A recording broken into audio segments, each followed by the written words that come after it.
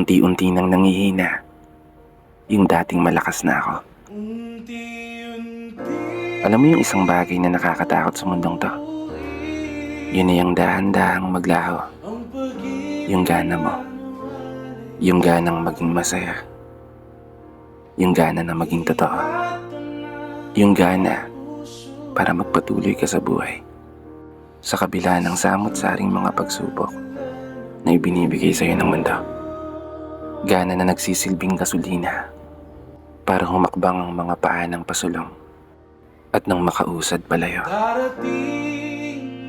Bitbit ang mga napakaraming tanong na araw-araw paulit-ulit binubulong sa hangin habang mga matay nakatitig sa langit at pasimpleng sinisilip ang mga bituin.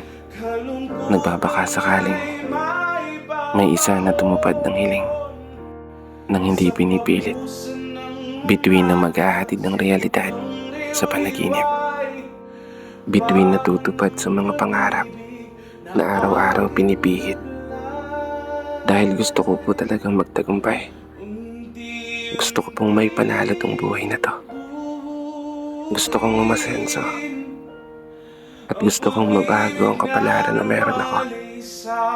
Hindi lang para sa sarili kong mga pangarap, kundi para rin sa mga pangarap ng mga taong pinakamamahal ko.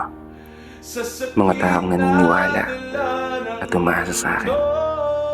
Mga taong dahilan bakit patuloy kong kakayanin magpatuloy sa buhay na to.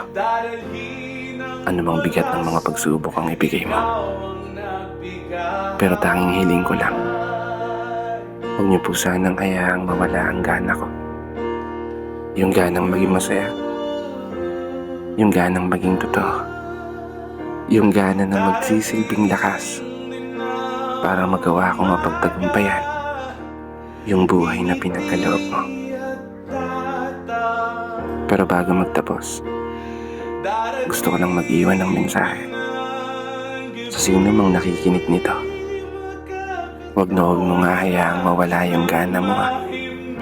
Gaano man kabigat o kahirap yung mga problemang binibigay sa'yo ng mundo, palagi kang magpatuloy at maniwala na kaya mo. Bawal tayong sumuko sa laban na to. Magtatagumpay tayo kahit ano man ang mangyari.